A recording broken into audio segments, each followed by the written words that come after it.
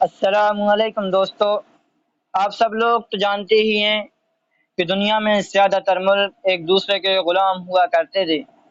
اسی طرح ملک بھارت بھی غلام ہوا کرتا تھا، لیکن غلامی سے پہلے جو حالات تھے وہ یہ تھے، جو بادشاہ یا راجا جتنا طاقتور ہوتا تھا وہ ملک پر راج کیا کرتا تھا۔ ویسے تو بھارت میں بہت سے بادشاہوں اور راجاؤں نے حکومت کی ہے، لیکن سب سے لمبے زمانے تک چلنے والی حکومت صرف مغلیہ سلطنت تھی۔ مغلیہ سلطنت نے تقریباً 400 سال تک حکومت کی اور اس ملک کو سونے کی چڑیا بنا کر چھوڑا۔ آخر مغل سلطنت کی بنیاد رکھنے والا پہلا شخص کون تھا، جس نے بنیاد رکھی، اور اس کی وجہ کیا رہی جو اتنے لمبے عرصے تک چلی؟ چلیے دوستو، آج ہم اسی پر بات کرتے ہیں۔ سلطنت مغلیہ کا بانی بابر کو کہا جاتا ہے۔ اس کا اصل نام ظہیر الدین محمد بابر ہے۔ انہیں ان کی ماں بابر کے نام سے پکارا کرتی تھیں۔ بابر شیر کو کہتے ہیں ترکی زبان میں۔ وہ اپنی بے مثل شجاعت اور دلیری کے باعث اسی نام سے پکارا جانے لگا۔ اس کی پیدائش 1483 عیسوی میں ہوئی۔ باپ کی طرف سے وہ بدنام زمانہ تیمور اور ماں کی طرف سے خونخوار مغل چنگیز خان سے ملتا ہے۔ دلیری اور شجاعت تو اسے ان دونوں سے ورثے میں ملی تھی، لیکن طبیعت و اخلاق میں بابر اپنے ان اسلاف سے بالکل مختلف تھا۔ دوستو، تیمور کے بارے میں تو تم اچھے سے جانتے ہو۔ وہ نسلاً ترک تھا، پھر بھی چنگیز جیسے درندے سے اپنے کو منسوب کرنے میں فخر محسوس کرتا تھا۔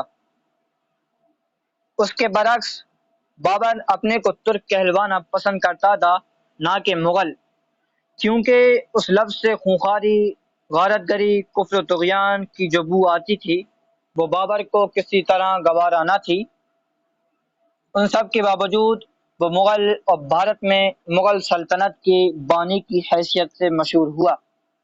دوستو، ویسے تو بابر کی ابتدائی زندگی کوئی آسان نہ تھی، بہت زیادہ پریشانی کا سامنا کرنا پڑا ہے۔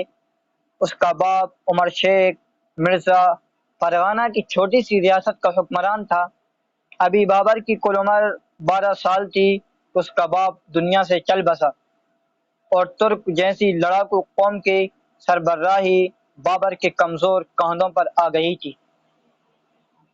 جب بابر پر سرداری آئی تو اس وقت اس کے ساتھی، اس کے رشتہ دار، یہاں تک کہ اس کے قریبی دوست بھی دشمن ہو گئے اور بابر کو بچہ سمجھ کر ریاست کو ہڑپنا چاہ رہے تھے۔ لیکن بابر کوئی معمولی لڑکا نہیں تھا، بلکہ وہ تو بہادر، حوصلہ مند، تیز ترار، دماغ چالاک، ہنرمند سیاستداں تھا۔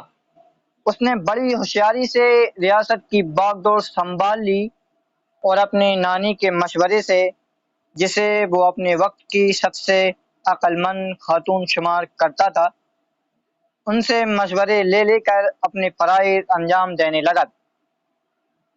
اس وقت بابر پر جتنے بھی حملے ہوئے ان سب حملوں کا منہ توڑ جواب دیا اور دشمنوں کی ہمتیں پست پڑ گئیں اور حالات پول جل قابو پا گئے۔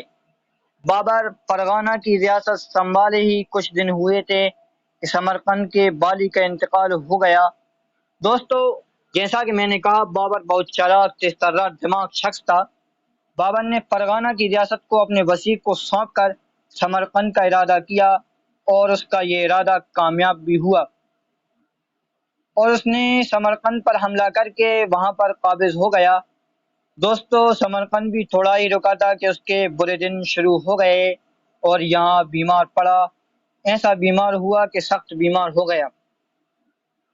دوستو، جب اس کی یہ حالت اس کے وزیر تک پہنچی تو اس کے وزیر نے مایوس ہو کر اپنے دشمنوں سے مل گیا اور فرغانہ کی حکومت بابر کے ہاتھ سے جاتی رہی۔ جب اس کی نانی اس خبر کو بابر کے پاس لائیں تو بابر بیماری کے باوجود سمرقند سے نکلا، لیکن جب تک بہت دیر ہو چکی تھی اور دشمنوں نے قبضہ کر لیا تھا۔ اسی طرح بابر سے سمرقند بھی چلا گیا۔ بابر ادھر ادھر بھٹکتا پھرتا رہا۔ اس نے 20 سال تک مسلسل کوشش کی، طرح طرح کے دکھ جھیلے، لیکن کچھ نہ کر سکا اور وہ اپنے وطن سے مایوس ہو گیا۔ دوستو، اس طرح بابر تقریباً 20 سال تک بھٹکتا ہی رہا۔ اتفاق سے قسمت نے پانچا پلٹا اور اسے کابل پر قبضہ مل گیا، اور اس نے دھیرے دھیرے غزنی، قندھار اور ہرات پر بھی قبضہ کر لیا۔ دوستو، کیا آپ جانتے ہیں بھارت میں آنے کی وجہ کیا تھی؟ تو چلیے دوستو، میں آپ کو بتاتا ہوں۔ بھارت میں ابراہیم لودھی کا ڈنکا بج رہا تھا۔ ابراہیم لودھی بھارت کی جنتا پر ظلم و ستم کر رہا تھا۔ جب یہ ظلم و ستم وہاں کے نوابوں، شہزادوں سے نہیں دیکھا گیا تو انہوں نے بابر کو بھارت پر حملے کرنے کی دعوت دی۔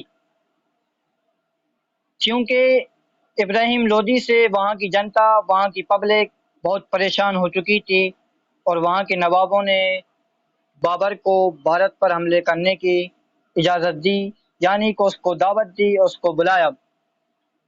لیکن جن نوابوں نے، جن شہزادوں نے، مغلوں نے، جن نوابوں، شہزادوں نے اور جن بڑے لوگوں نے بابر کو بلایا تھا، ان کا خیال تھا کہ بابر بھی اپنے پیش رو مغلوں کی طرح لوٹ مار کر کے واپس چلا جائے گا، لیکن ایسا کچھ بھی نہیں ہوا۔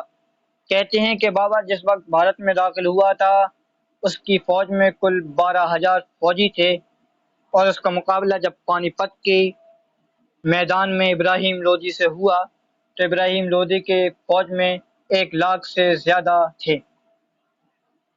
یہ لڑائی 1526 عیسوی میں ہوئی۔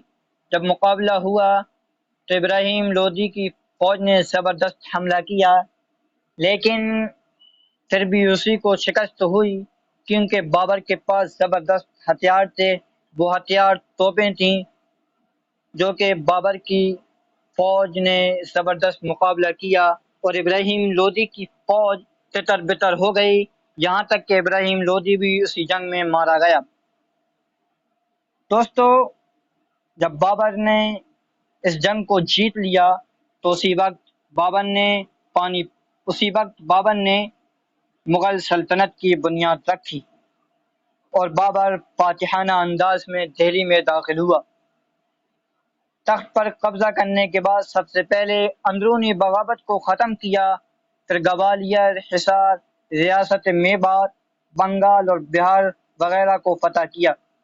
اس طرح بابر کی حکومت کابل سے بنگال تک اور ہمالیہ سے گوالیر تک پھیل گئی۔ اس طرح بابر نے بھارت میں حکومت کی اور لمبے عرصے تک چلی، زندگی بھر لڑنے میں گزار دی۔ کہتے ہیں کہ اس کے ہاتھ سے کبھی بھی تلوار نہیں چھوٹی۔ اس کا انتقال 26 دسمبر 1530 عیسوی کو آگرہ میں ہوا، اور حسب وصیت کابل میں دفن ہوا۔ یہ تھی بابر کی زندگی، جس نے کبھی بھی کسی کے ساتھ ظلم بھی نہیں کیا اور ہمیشہ مظلوموں کی مدد کے لیے تیار رہا۔ لیکن کچھ رائٹر ان کے کردار کو بدنام کرنا چاہتے ہیں، جو کہ سراسر غلط ہے۔ ویڈیو پسند آیا ہو تو لائک، کمنٹ، شیئر ضرور کریں، اور سبسکرائب کرنا نہ بھولیں۔ جلد ملیں گے انشاءاللہ نئی ویڈیو کے ساتھ۔